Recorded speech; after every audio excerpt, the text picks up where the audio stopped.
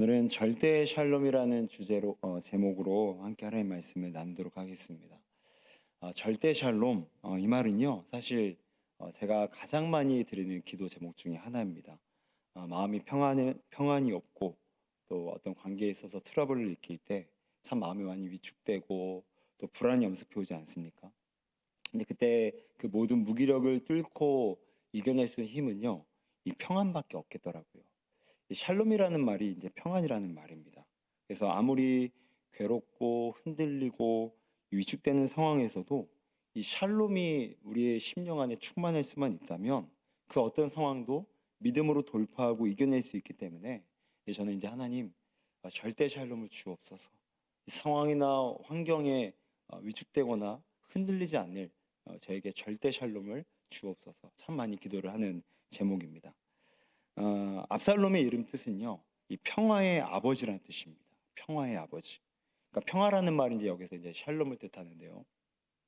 그런데 이 압살롬은 이 샬롬 같은 인생을 살지 못했죠. 불화가 있었고, 또한 늘 질투와 욕망과 야망 가운데 살아가게 됩니다. 그 내면 안에 평안이 없어서 나도 상하고 남도 상하게 만드는 그런 삶을 살았죠. 여러분, 사람이 관계 맺는 대상은요, 크게 세 가지입니다. 첫 번째는 위로는 하나님, 그리고 옆으로는 이웃, 그리고 안으로는 우리 자신과 관계를 맺습니다. 그래서 이 세 가지 대상과 평화의 관계, 또 평안이 오고 갈 수 있는 관계가 된다라면 그 사람이야말로 이 정말 위축될 수 있고 험난한 이 세상에서도 절대 평안, 이 절대 샬롬에 충만한 삶을 살 수가 있다는 것이죠. 그래서 오늘 함께 이 말씀을 통해서 이 하나님과의 관계, 또 그리고 이웃과의 관계, 마지막 자신과의 관계 안에서 우리가 어떻게 이 절대 샬롬을 경험할 수 있을지 함께 살펴볼 때에 그 절대 샬롬이 우리 삶의 실체로 일어나기를 주의 이름으로 축원드립니다. 첫 번째는 하나님과의 관계입니다. 우리 25절 말씀을 보게 되니까 온 이스라엘 가운데서 압살롬 같이 아름다움으로 크게 칭찬받는 자가 없었으니, 이 압살롬은 그 외면적인 아름다움이 정말 정수리부터 발끝까지 흠이 없어서 정말 대대적인 칭찬을 받는 사람이었습니다. 그런데 이 압살롬의 외모를 이제 성경이 기록을 할 때 좀 특이한 점이 뭐냐면, 예를 들자면 이 성경이 다윗의 외모를 평가할 때 이렇게 말씀을 합니다. 그의 빛이 붉고 눈이 빼어나고 얼굴이 아름답더라. 그러니까 외모가 어떻다라는 것만 구체적으로 진술을 해요. 그러니까 대부분의 외모 평가는 다 성경에서 이렇게 구체적 진술로 이루어집니다. 그러니까 외모가 못생겼다든지 잘생겼다든지. 그런데 오늘 특이하게 이 압살롬은 외모뿐만이 아니라 그 외모로 인해서 그가 크게 칭찬받았더라는 것에 주목을 하고 있는 거예요.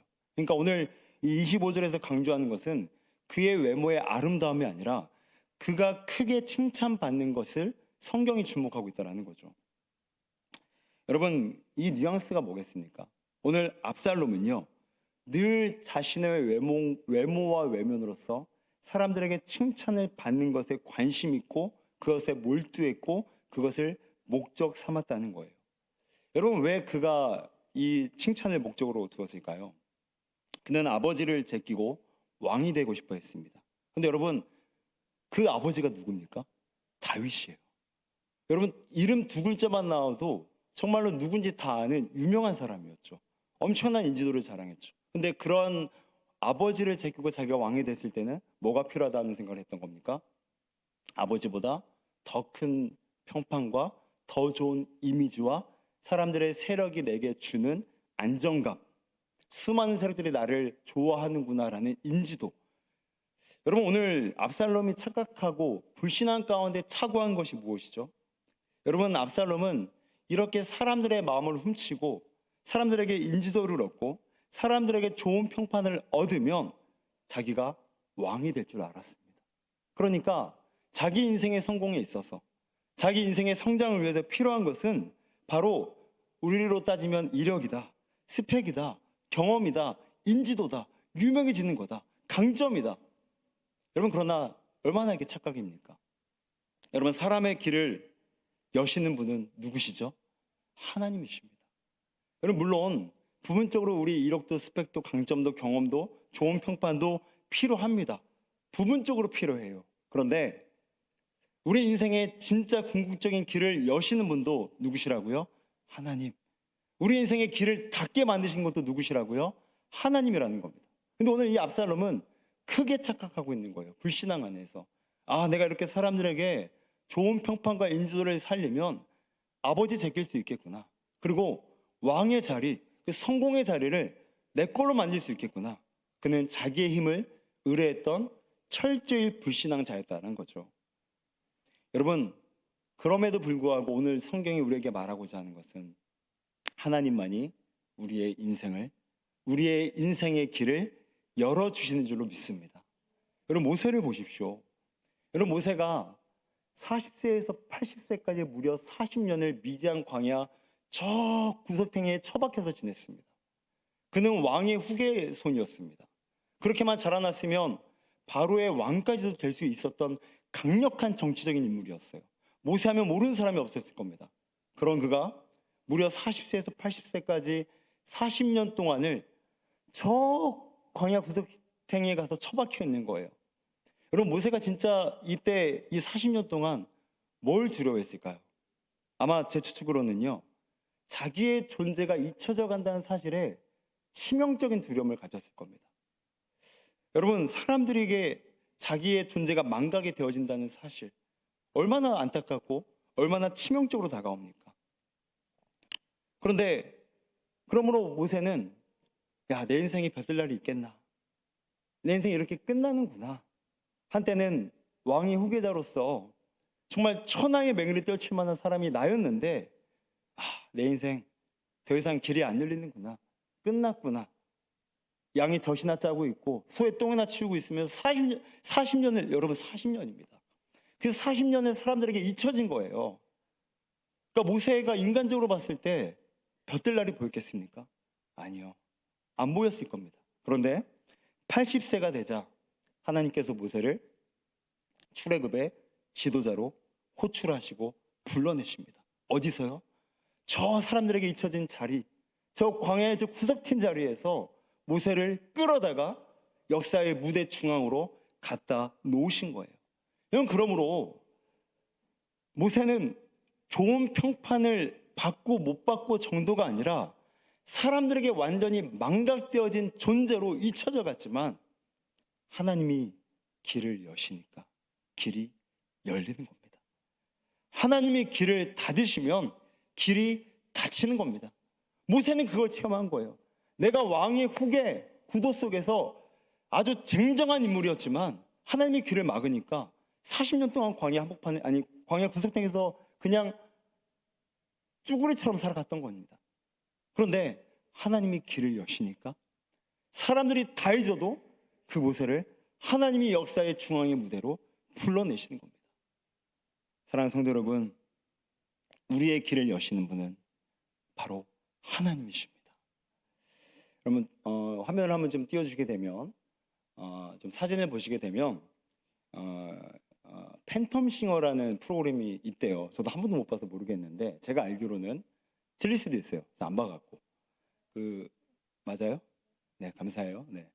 그 성악가들이 나와서 이제 경연 프로그램을 해서 이제 계속 이제 올라가서 마지막 결승까지 해서 이렇게 우승을 따내는 이제 그런 경연 프로그램이었는데 이 팬텀싱어 중에서 이 존노라는 분이 몇 회인지는 모르겠는데 어쨌든 준우승을 차지했습니다. 그러니까 대단한 거죠. 엄청난 거죠. 제가 이분이 좀 궁금해서 좀 검색을 해봤더니 이분은 지금 존노라는 미국명을 가졌고 이제 한국 이름은 노종윤이라는 분인데 지금 이분은 신학대학원에서 지금 공부를 하고 있고 지금 전도사로 한 교회에서 교육전도사로 지금 사역을 하고 있습니다. 근데 이분이 얼마나 수지냐면 여러분 그냥 이름만 들어보세요. 저도 잘 모르겠어요. 존스 홉킨스 대학, 줄리어드 대학, 예일 대학교 대학. 저는 여기서 줄리어드 하나 합니다. 왜냐하면 제가 신대원 동기 중에 한 분이 줄리어드 음대를 나와서 이제 신대원에 들었던 분이어서 이제 그분은 때문에 제가 줄리어드가 음대구나. 근데 처음 알았어요. 여러분도 처음 하셨잖아요. 왜 이렇게 다 아신다는 표정을 짓고 계십니까?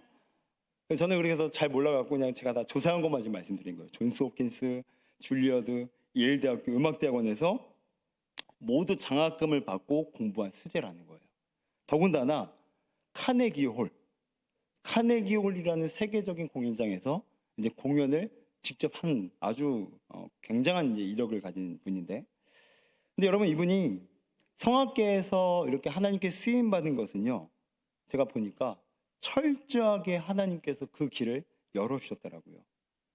여러분 이분은 원래 성악을 전공한 분이 아니었습니다. 근데 이제 노래가 너무 좋아서 그냥 아마추어로 이제 중창단 활동을 했던 분이었어요. 근데 어느 날은 그 파바로티라는 옛날에 아주 유명한 남자 성악가가 있어요. 여러분 뭐 스파게티 비슷하게 생각하시면 돼요. 파바로티 스파게티 모르셔도 됩니다. 중요한 게 아니에요. 근데 그분의 이제 음악을 이렇게 인터넷상에 듣고 있다가 너무너무 그 온라인을 뛰어넘는 그 감동과 전율이 와서 막 흐느끼면서 울면서 이분의 이제 그 노래를 들은 거예요. 파바로티의 음악을. 근데 너무 이제 이제 감동이 돼서 이제 자연스럽게 이제 댓글창을 어떤 이제 소감을 썼는지 쭉 보다가 하나 발견한 게 뭐였냐면 이런 댓글이 있다라는 거예요. 당신의 목소리를 듣고 하나님이 계시다는 것을 믿게 되었습니다. 그러니까 너무너무 감동을 받은 나머지 이런 음색을 창조한 신이 있겠다. 그래서 이 댓글러가 그렇게 이제 댓글을 달았다는 거죠.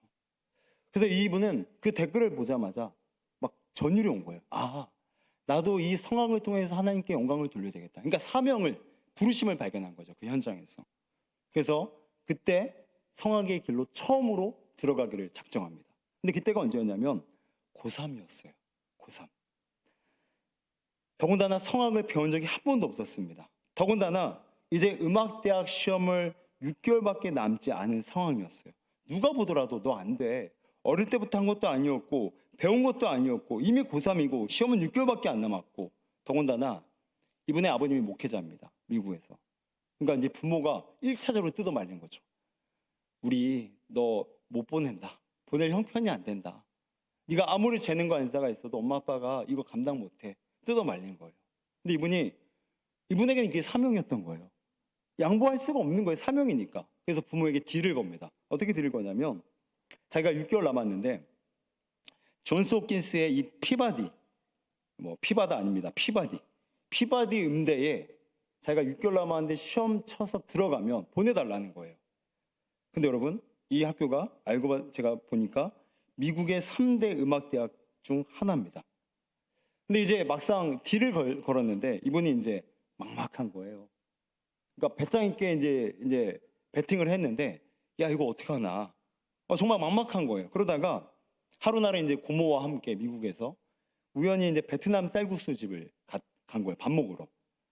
근데 그 서빙하러 온 알바가 이제 왔다 갔다 하다가 이제 대화가 몇 마디 오고 간 것 같아요. 이제 옆에 있던 고모가 선생님 혹시 성악하세요? 물어봤대요. 알바에게. 누구에게요? 알바에게. 그랬더니 맞다고. 나 지금 미국에서 음대 유학생이라고. 그래서 그 자리에서 이 노존 이분이 그 자리에서 자신의 레슨 선생님으로 계약을 해서 몇 개월 코칭 받고 레슨 받고 시험을 보게 됩니다. 그리고 합격을 해버린 거예요. 그 어렵다는 이 존스 홉킨스 대학에. 여러분 하나님이 길을 내시려면요 쌀국수 집에서도 길을 내시더라고요. 제가 저도 이 집을 보면서 쌀국수 집을 좀 자주 가야 되나? 길이 안 열릴 때 어디 국수집이라도 좀 가야 되나? 여러분 하나님이 그렇게 신묘막측하게 일을 하시더라고요. 근데 여러분 하나님의 일하시면 여기서 끝난 게 아닙니다. 이제 학교를 들어갔어요. 한 학기를 다닙니다. 이제 교수도 이분의 이제 재능을 높이 평가해서 다음 학기 때는 이 미국 어디 공연장에서 되게 유명한 공연장인데 거기서 공연을 할 수 있겠다. 그러니까 이제 인정해 준 거죠. 이대로만 가면 정말 쓰임 받을 수 있겠다. 그런데 날벼락이 떨어집니다. 부모님이 도저히 학비를 못 내주겠다라는 거예요. 부모님의 직업이 뭐라고 했죠? 목회자. 더 이상 안 되는 거예요. 한 학기를 막 다 끌어모았겠죠. 자식을 위해서. 근데 더 이상 안 되는 거예요. 그래서 부모가 역제안을 합니다. 그러면 우리도 부모니까 너 군대 2년 갔다 와라. 2년 갔다 오면 부모가 어떻게 하든지 조금이라도 한 학기라도 마련해 볼게. 그래서 눈물을 머금고 군대를 가게 돼요. 근데 군대 생활 한참 하고 있는데 학교에서 메일이 온 거예요. 학교에서. 메일을 열어봤더니 그 학교의 이제 룰은 1년을 휴학하면 무조건 퇴학입니다. 근데 여러분 군대가 몇 년이죠? 지금 줄여서 1년 9개월입니다. 그러니까 2년 가까이 되는 거예요. 그러니까 여러분 자동 퇴학인 거예요. 뭐 군대를 빨리 나갈 수는 없잖아요. 자동 퇴학인 겁니다. 그래서 결국 이번엔 퇴학이 되었고, 그럼 얼마나 낙심이 됐겠어요. 그렇게 다 해서 열심히 해서 들어갔는데 어이없게 이렇게 학교를 퇴학당하게 되니까 얼마나 낙심이 됐겠습니까? 그런데 이분에게 이게 뭐라고 그랬죠? 사명. 그럼 사명은요, 멈춰지질 못하는 겁니다. 이분이 또 다시 낙심해서 일어납니다. 또 도전해요. 연습합니다. 그리고 그 학교에 다시금 들어가기 위해서, 다시 재수를 보기 위해서 연습을 시작합니다. 근데 여러분, 정말 또 감사한 게 뭐였냐면, 여러분 군대에서는요, 이제 군대를 갔다 오신 분은 알겠지만 짬이 안 되면요, 연습도 마음대로 못 합니다. 여러분 군대에서 성악을 불러요? 여러분 이건 이제 다구리감입니다. 다구리감. 두드러 맞는 거예요. 그냥 유행감은 좀 봐줄만 해요. 그래 너 재밌게 한번 불러봐. 이렇게 장난식으로 넘어갈 수 있는데 옆에서 이렇게 하고 있잖아요. 이거는 뭐야 이거. 그래서 두드러 팹니다. 군대는요. 어이없다고. 근데 이분이 배치받은 게 어디였냐면 탱크병이에요. 근데 이분이 간증하는 게 뭐냐면 하나님이 나를 탱크병으로 보내준 게 은혜라는 거예요. 왜요? 탱크는요, 시동 걸면요, 아무것도 안 들려요. 거기서 그냥 연습하는 거예요. 고참도 안 들려요. 상사도 안 들립니다. 자기 세상인 거예요. 탱크 시동이 돌아갈 때까지는. 이것마저도 그분은 하나님의 은혜 가운데 해석하고 그 은혜를 마음껏 누렸다는 거죠. 자, 그리고 그렇게 이렇게 우여곡절 끝에 연습을 해서 이제 군복을 입고 노래 영상을 찍어요. 자기가 못 가니까 이제 영상을 찍어서 이제 존스 홉킨스 대학에 다시금 이제 영상을 보내게 됩니다. 여러분 웬걸요? 정말 또 놀랄 만한 일이 또 하나 벌어집니다. 면접 교수 중에 하나가 누구였냐면 이분이 가장 키를, 그러니까 이제 면접관의 키를 갖고 있는 핵심 멤버였는데 이분의 출신이 뭐였냐면 월남전의 성악병으로 배치를 받았던 분인 거예요. 그러니까 여러분 팔은 어디로 굽는다고요? 안으로 굽어요. 그럼 군대 갔다 온 사람은요 군복을 입은 남자만 보면요 눈물이 나요. 얼마나 힘들까? 얼마나 지칠까? 그냥 마음이 가는 거예요. 피 안 섞여도 돼요. 그냥 마음이 갑니다. 여러분 저는 목회자지만 어디 가서 목회자 만나잖아요. 되게 반갑습니다. 뭐 다른 교단, 다른 교파 다 필요 없어요. 목회자예요? 되게 반가워요. 그렇더라고요. 근데 이분이 월남전에서 그렇게 성악병으로 고생했던 일들이 떠오르면서 그를 가상하게 여긴 거예요. 그리고 그의 간절함과 그의 은사를 함께 확인한 거죠. 그래서 이 친구를 전액 장학금으로 우리 합격시키자. 이 키를 가진 분이 이렇게 결정을 해버리게 된 거예요. 그리고 이번엔 군대를 제대함과 동시에 다시 그 학교에 복학이 아니죠. 다시 들어가서 전액 장학금으로 이제 맞춰지게 되고 이제 그분만의 스텝을 밟으면서 하나님께 위대하게 쓰임 받게 되는 거예요. 여러분, 하나님이 길을 열어주시는 겁니다. 우리 형편 안 되잖아요. 우리 인맥 안 됩니다. 우리 건강이요? 안 됩니다. 우리 이력이요? 스펙이요? 뭐 이 동네에서 좀 알아준다고요? 여러분 더 넓은 세계로 가보십시오. 아무것도 안 됩니다. 여러분 제 형이 한양대 의과대학을 수석으로 들어갔어요. 수능에서 한 개 틀렸습니다. 그래서 제가 지독한 인간이라고 맨날 놀립니다. 한 번 앉으면 7시간을 안 일어나요. 책만 봐요. 여러분 남들은 시험 그 범위 안에서만 찍어주고만 공부하죠. 저 형은 책 한 권을 다 외워버립니다. 그러니까 틀릴 수가 없는 거예요. 근데 이 형이 한양대 의과대학에 들어가니까요 꼴등하는 거예요. 왠지 아십니까? 거기는 의과대학도 한 3개월 수능 봐서 들어온 친구들인 거예요. 괴물들인 거예요. 여러분 우리 이력으로 된다고요? 우리의 실력으로 될 수 있다고요? 조금만 넓은 세계로 가보십시오. 아무것도 아닌 게 나라는 걸 즉시 발견하게 됩니다. 그런데 이러한 우리의 깜냥과 우리 그릇과 우리 이력과 스펙과 경험으로 평판으로 우리 인생을 성공할 수 있다고요? 쓰임받을 수 있다고요? 어림도 없는 말씀이라는 거죠. 여러분 하나님만이 우리의 길을 열어주시는 거예요. 하나님만이 우리의 길을 닫게 만드시는 겁니다. 그러므로 우리에게 필요한 것이 무엇입니까? 그 하나님 시키시는 대로 해야 된다는 거죠. 그 하나님 부르신 대로 살아가야 된다는 거죠.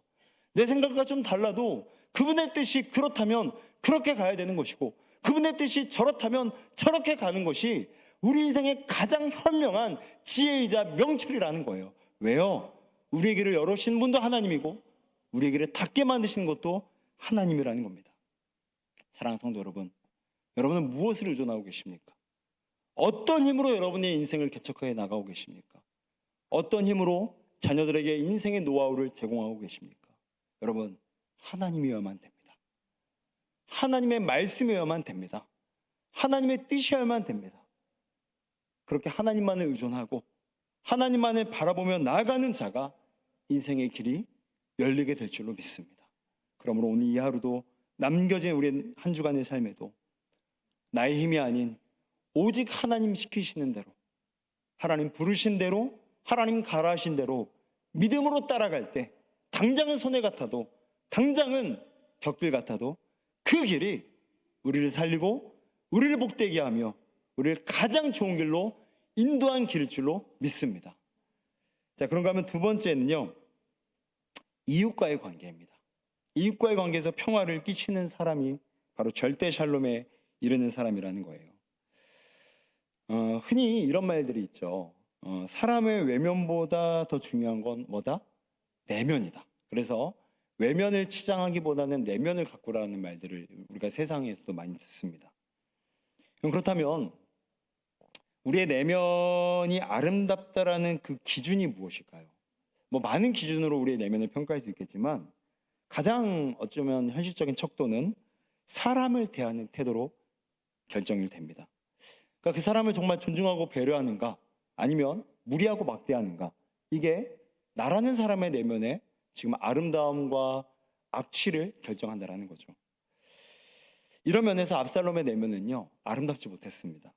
오늘 본문을 다시 한번 보시게 되니까 이제 다윗이 요압을 시켜서 이제 압살롬을 왕궁으로 복귀시키게 됩니다. 그러니까 지금 압살롬은 어떤 상태죠? 암논 죽이고, 형 암논 죽이고, 그러니까 다말을 범했던 암논 죽이고, 자기는 그슬로 도망갔던 상태였어요. 그런데 이제 요압이 이제 가만 보니까 안 되겠으니까 중간에서 중재를 하게 돼서 다윗을 설득시켜서 다윗으로 하여금 다시 압살롬을 이제 이스라엘로 복귀시키도록 그렇게 만들어낸 거예요. 근데 문제는 뭐였냐면 복귀한 다음에 다윗이 2년 동안 압살롬을 부르지 않게 됩니다. 그러니까 이것은 다윗이 압살롬에게 2년 동안의 연금이라는 이 징계를 내렸던 거예요. 그러니까 차마 아들이니까 죽이지는 못하니까 그래도 최소한의 아마 징계를 내렸던 것처럼 보여요. 이 압살롬이 2년을 참다가 기다리지 못하고 요압을 다시 부르게 돼요. 근데 요압이 오늘 말씀에 읽었지만 압살롬이 요압을 부를 때 요압이 옵니까 안 옵니까? 안 와요. 그러니까 2년 지나니까 다윗이 지금 압살롬에게 하는 것 보고 내가 이제 압살롬 편들면 안 되겠구나, 다윗 편들어야 되겠구나 라는 이런 박쥐 같은 마음 때문에 요압이 또 압살롬이 부르니까 그냥 외면하고 모른 채 했던 거라는 거죠.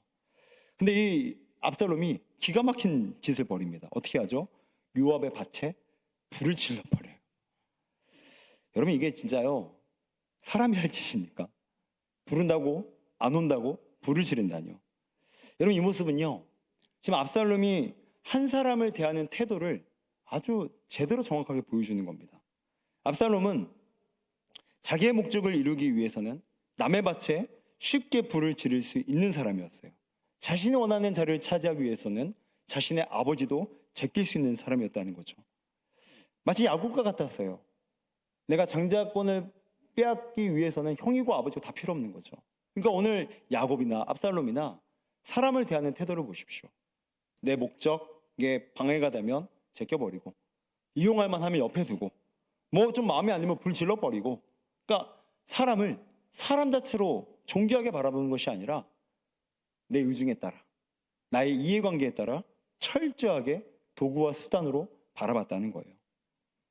여러분, 문제는요, 압살롬은 이렇게 망가지고 뒤틀리고 악취나는 내면을 가졌지만 더 큰 문제는 이걸 자기가 모르는 거예요.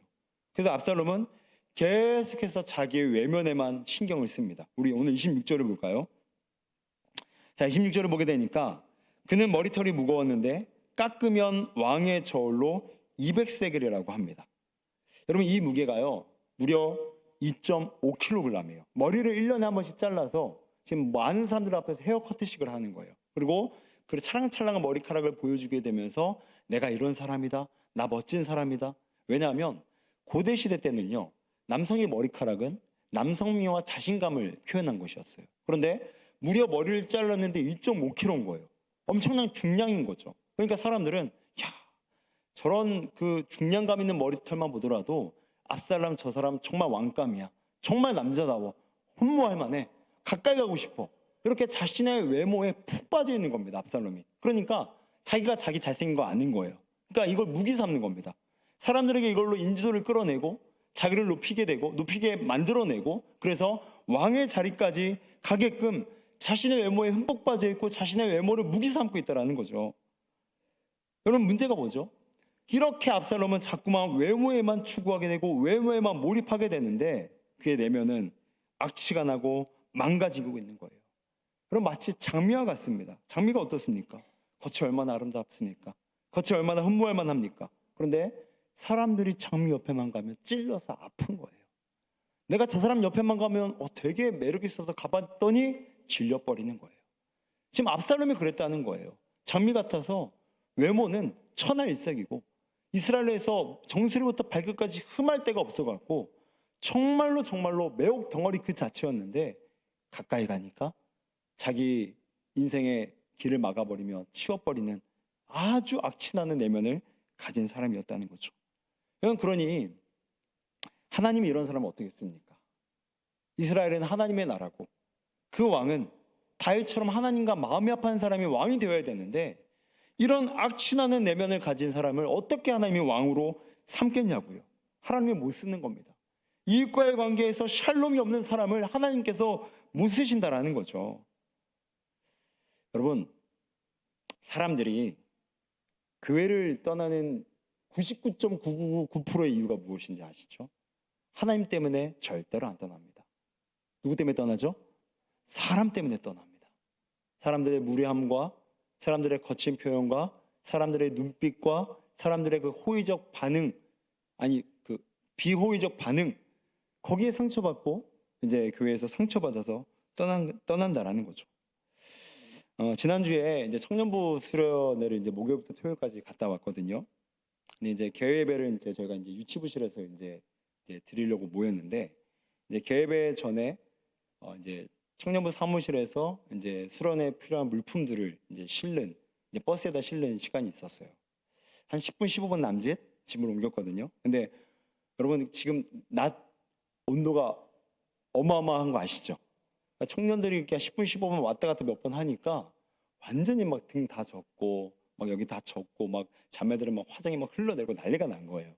막 습하고, 그러니까 막 짜증이 올라왔겠죠. 물론 짜증을 드러내지는 않겠지만 이미 눈빛과 이 쌍간이 이게 막 좁아지는 거 보면은 다 나타난 거 아닙니까? 그래서 한두 명이 약간의 예민한 반응을 보이는 거예요. 아, 덥네. 아, 오늘 되게 덥겠네. 아, 서울 가면 또 얼마나 더우려나? 누군지 말씀을 못 드립니다. 저만 알고 있을 거예요. 그러니까 벌써 임원들이 그 말을 듣고 긴장하는 거예요. 그럼 리더는요, 자기가 준비한 것들을 잘 끝내는 게 리더 아닙니까? 근데 제가 이제 어떤 순서가 있었냐면, 교회 예배 드리고 바로 저기 서울의 동묘 아시죠? 동묘에 제가 왜 갔냐면, 제가 이번에 수련회 주제가 전신갑주였거든요. 전신갑주가 여러분 아시는 것처럼 6개의 그 군대의 의복을 입은 이제 모습을 이제 형상한 것 아닙니까? 그래서 동묘에 가서 똑같이 머리부터 발끝까지 6개의 옷을 사입는 게 미션이었어요. 그래서 그 다음날 금요일 날 이제 소롱리 들어가서 하나하나의 영적 의미를 조별로 발표하는 게 미션이었어요. 저희는 짤 때, 임원들랑 짤 때, 야, 이거 대박이다. 진짜 재밌겠다. 이거 진짜 빅 아이디어다. 누가 짰어? 회장이 짰어? 대단하다. 서로 막 칭찬하고 격려했는데 날씨가 안 도와주는 거예요. 애들 막 땀 삐질삐질 흐르고 있죠. 벌써 표정이, 나 건들지 마. 나 움직이기 싫어. 나 그냥 실내로 보내줘. 근데 우리는 동묘 가서 실외에서 놀아야 되거든요. 뛰어다녀야 되거든요. 정해진 시간 안에 옷을 사야 되거든요. 그러니까 임원들이 벌써 긴장한 표정이 역력한 거예요. 그래서 제가 안 되겠길래 이제 개회배를 딱 드리는 시간이 돼서, 원래 그런 말씀을 전하려고 했던 게 아니라 좀 다른 말씀을 좀 준비해 갔다가 즉흥적으로 바꿨습니다. 제가 뭐라고 했냐면은, 청년 여러분, 수련회의 목적이 뭡니까? 여러분, 뭘 수련하러 오셨습니까? 수련회가 수련하러 오는 거잖아요. 노는 게 아니잖아요. 그럼 뭘 수련하러 오셨어요? 그러면 하나님을 찬양하는 건 기본입니다. 그건 여러분들이 알아서 하셔야 되는 것들이에요. 물론 집회도 하고 뭐 찬양도 하겠지만 그건 우리가 삶 가운데서 알아서 하셔야 되는 기본이고, 오늘 우리가 진짜 모여야 될 진짜 수련의 목표는 내 옆에 있는 사람을 향해서 미간을 찡그리치지 않고, 내 옆에 있는 사람을 향해서 비호의적인 눈빛을 쏘지 않고, 말도 안 이쁘게 하지 않는 그 수련하려고 우리 모인 거다. 그래서 혹시 정말 우리 수련을 향해서 욕하고 싶어 할랑 나를 욕해라. 내가 하자고 했다. 내가 이런 미션 하자고 했다. 우리 임원들 욕하지 말아라. 근데 그거 덕택인지 모르겠지만 또 우리 성도님들이 기도해 주셔서 정말 동묘에 가서 정말 날씨가 가관이었거든요. 동묘에 가만히 서 있는데 땀이 나는 거예요. 너무너무 힘든 거예요. 저도 가만히 서 있기만 하는데도. 근데 막 조별로 동묘 끝에서 저까지 막 뛰어다니는데 청년들이 끝나고 다 모였는데요. 사우나 갔다 온 줄 알았어요. 야, 그래서 저는 이제 순간 덜컥 긴장했는데 청년들이 도리어 되게 밝게 재밌게 목사님 저희 6개 다 구입했어요. 이건 뭐고요, 저건 뭐고요. 그리고 그 다음 날에 이제 소론이 들어가서는 막 서로 막 설거지 내가 먼저 하겠다고, 내가 먼저 청소하겠다고 아주 재밌게 즐겁게 하고 왔습니다. 여러분 제가 무엇을 말씀드리고 싶냐면 여러분 오늘 압살롬은요 이웃과의 화평에 실패한 사람이었습니다. 자신의 내면 안에 이웃에 대한 존경도 배려도 정말로 없던 사람이었던 거죠. 그런 압살롬은 하나님께서 나는 너를 쓰지 못한다라고 선언하시는 겁니다. 사랑하는 성도 여러분, 하나님과 화평하는 사람은요 반드시 이웃과도 화평하셔야 됩니다. 오래 참고 무례히 굴지 않고 존경과 배려의 언어를 사용하시고 끝까지 인내하고 웃음으로 다가가셔야 된다는 거죠. 그럼 저는 부교육자다 보니까 이 로베에서 안내를 쓰잖아요. 그러면 이제 처음 오신 분부터 끝까지 들어온 분이 저를 다 지나갑니다. 우리 부교육자들. 그러면요 어떤 분들은요 진짜 화나면서 정말 해같이 들어오세요. 보고만 있어도 제가 웃음이 절로절로 나와요. 근데 어떤 분들은요 정말 이분이 저랑 싸우러 오셨나? 왜 이렇게 들어오시지? 벌써 그렇게 그 인상 갖고 예배당에 들어가니까 참 속으로 은혜를 받기 참 힘드시겠다. 절로 기도가 나오는 분들이 계세요. 사랑하는 성도 여러분, 그분들의 미소가 우리 교회의 얼굴입니다. 여러분의 미소가요 우리 교회, 지역사회에 대한 우리 교회의 얼굴입니다. 여러분의 미소가요 교회 갔다 와서 더워 죽겠다. 야, 찬물 가져와. 짜증나. 더워. 버스는 왜 이렇게 하나? 이러고 수협이 끝나고 집에 들어가면요 여러분 예배를 실패하신 겁니다. 오늘 예배를 다 끝나고 집에 들어가서 땀이 흥건히 있어도 시원하다, 따뜻하다, 사우나 갈 필요 없네, 감사하네, 이렇게 가셔야 여러분이 가족들을 무례히 굴지 않는 겁니다. 안 믿는 가족들이 여러분의 예배를 드리는 모습을 보고 그분들을 존중하는 건 여러분들이 끝까지 그들에게 예배 다녀온 후에 얼굴을 보여주시는 거예요.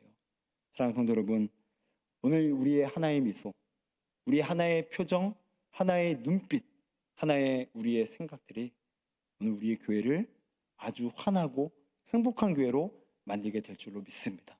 그래서 우리 교회에 오면 사람 때문에 상처받아서 떠났다라는 그런 교회가 아니라 정말 환하다, 정말 다닐만하다, 또 오고 싶다, 아주 환영이 몸에 배어있다라는 그런 지역사회 소문난 교회 되시기를, 또 우리 가정 되시기를, 우리 인생 되시기를, 그래서 하나님과 화평뿐만이 아니라 이웃과의 화평을 통하여서 샬롬을 전하는 우리 모두 되시기를 주의 이름으로 축원드립니다. 자, 우리 마지막 세 번째는요 자신과의 관계입니다. 압살롬이 이제 2년 동안의 이제 가택연금을 징계를 받은 후에 이제 32절 끝을 보십시오. 요압에게 이렇게 따집니다. 내가 만일 죄가 있으면 왕이 나를 죽이시는 것이 옳으니라. 다시 한번요. 내가 만일 죄가 있으면 왕이 나를 죽이시는 것이 옳으니라. 이건 무슨 말입니까? 나 죄 있으면 지금 당장 아버지가 나와서 죽여도 됩니다. 거꾸로 얘기하면 무슨 얘기죠? 나 죄 없다라는 거예요. 암논 죽여놓고 그렇게 쉽게 죽여놓고 자기 죄 없다라는 거예요. 그러니까 지금 압살롬이 느끼는 감정이 뭡니까? 억울함인 거예요.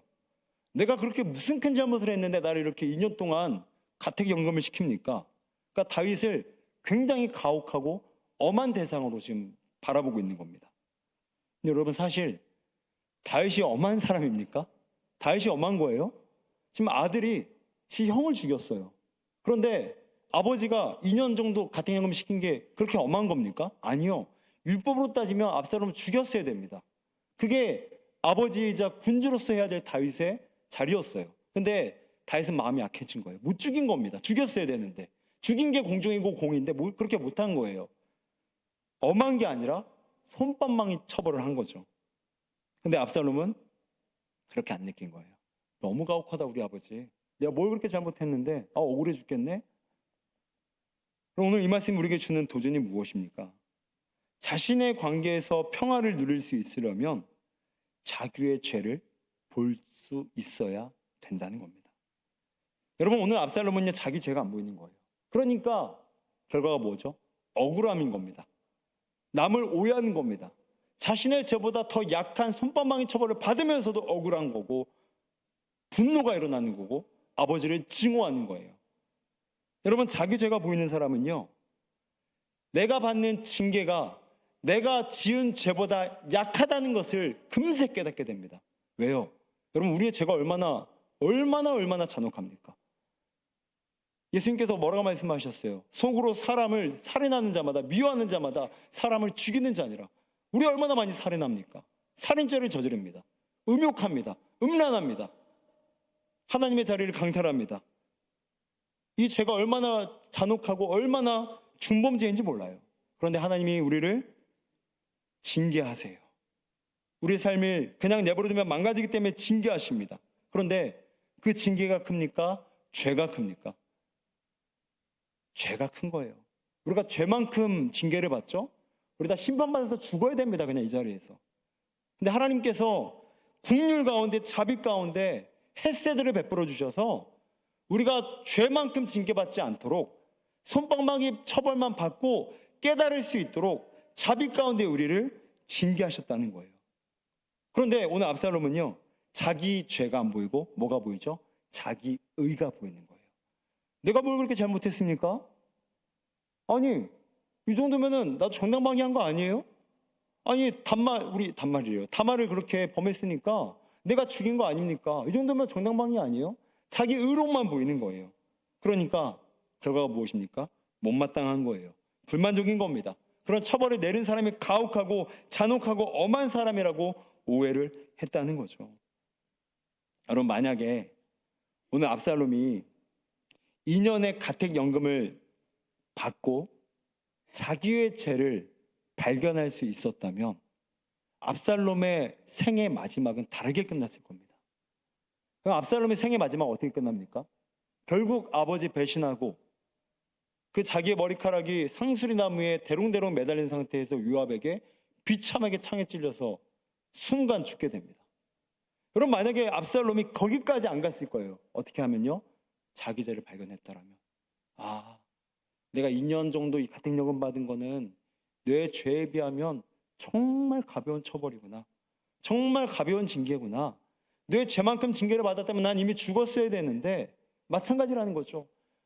우리 매일매일 삶에서 짓는 죄를 하나님께서 죄만큼 처벌하고 심판하셨다면 우리 당장 죽었어야 되는데, 하나님께서 진노 중에도 긍휼을 베풀어 주셔서 우리 살려주신 것 아닙니까? 우리 삶 지탱하신 것 아닙니까? 손방망이 처벌하신 거 아닙니까? 그런데 우리는 내 의로움에 빠져서 자기 죄가 안 보여서 끝없이 하나님은 가혹합니다. 하나님, 왜 이러세요? 너무너무 하시잖아요. 이렇게 도리어 하나님을 악한 분으로 오해하고 곡해하는 건 아니냐고요. 그러므로 내 죄를 바라보는 게 진짜 복된 사람인 줄 믿으시길 바랍니다. 마지막으로요, 자기 죄를 깨달아서 복받은 한 분의 간증만 읽고 제가 소개해드리고 좀 오늘 말씀을 이제 마치려고 합니다. 잘 들어보십시오. 저는 초등학교 때부터 30년간 운동선수의 길을 걸어왔습니다. 그러나 암이 발병하여 선수 생활을 은퇴하고 코치로 진로를 변경하게 되었습니다. 그런데 감독님은 저보다 먼저 은퇴하는 자신이 제일 아끼시던 선수에게 은퇴 전부터 엄청난 대우를 해주셨습니다. 협회와 체육회 등 여러 관계자로부터 그동안 그의 공로를 인정받게 해주신 것입니다. 하지만 저는 그 선수보다 팀에 기여한 부분이 훨씬 많다고 생각했기에 그보다 더 대우를 받고 싶었습니다. 그런 마음으로 코치로 일하던 저는 어느 날 갑자기 팀으로부터 계약 해지 통보를 받았습니다. 그러자 은퇴식조차 치르지 못하고 초라하게 팀에서 쫓겨나게 되었고, 저는 하나님이 너무 야속했고 하나님이 원망들었고 하나님께 섭섭한 마음이 들었습니다. 그러나 제가 예배를 드릴 때마다 하나님은 저에게 언제까지 너는 옳고 그들은 틀리다는 교만에 빠져 있을 거냐라고 말씀하셨습니다. 그동안 교회를 열심히 다녀도 들리지 않았던 말씀이 직장의 해고 사건을 통해서 제게 주시는 음성으로 들리게 된 것입니다. 그동안 규율에 얽매여 옳고 그름의 잣대로 남을 이기고 또 이기려고만 하는 나 때문에 감독님과 선수들이 숨 막힐 수도 있었겠다라는 생각과 나의 성찰이 회복되었습니다. 이렇게 백수의 때를 허락하시어 말씀을 보게 하시고 저의 죄를 깨닫게 해주신 하나님께 감사와 찬양을 올려드립니다. 여러분, 이분은 백수가 됐다 할지라도 자신의 죄를 발견하는 복을 얻었습니다. 당장 백수는 나중에 해결할 수 있는 문제예요. 취업하면 회복할 수 있는 문제입니다. 그런데 끝까지 자기 의로움에 눈이 멀어 자기 죄를 바라보지 못하는 사람은요, 조금만 사건이 일어나도 하나님 가혹한 분, 하나님 나쁜 분, 하나님 자비 없는 분으로 끝없이 하나님을 원망하다 보니 그의 삶 가운데 샬롬이 들어설 여지가 없다는 거죠. 사랑하는 성도 여러분, 간절히 소망하는 것은 여러분의 믿음의 눈이 띄어져서 자기 의로움이 아닌 자기 죄가 발견되시기를 주의 이름으로 축원드립니다. 우리 함께 시간에 함께 같이 기도하도록 하겠습니다.